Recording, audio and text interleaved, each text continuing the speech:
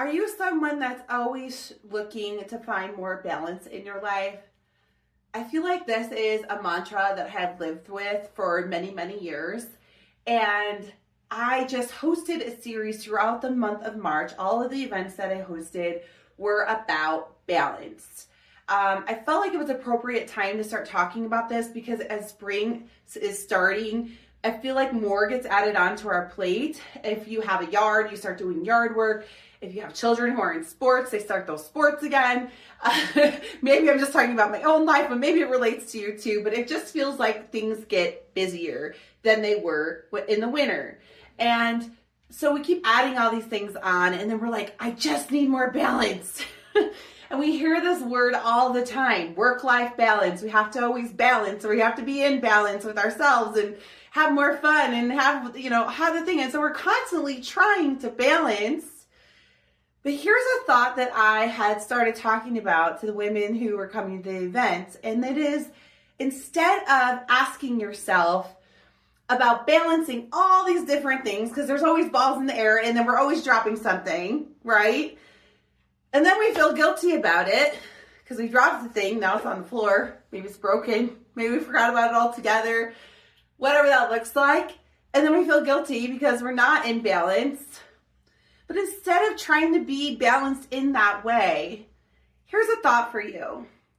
Think about, what are you working on right now? Or what is your goal right now? What is most important to you right now? Is it heading into the next stage of your corporate career? Is it getting your family to be more present? Is it building your entrepreneurial business? There's a million things you could be focused on. But here was my point throughout the month. When you're focused on something, there are going to be things that naturally you're not going to have time for.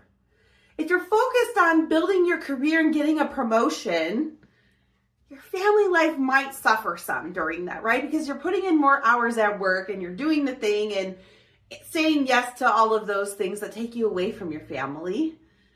And it's not permanent, but instead of feeling guilty that you're not spending enough time with your family, you can start thinking about, are the things that I'm doing every day serving my way to get to the goal that I'm working on right now? If I'm working on building my entrepreneurial business in the first year, my friendships might slide off because I'm so focused on that. I'm so focused on networking and getting my name out and all of the things. There's going to be things that naturally fall off.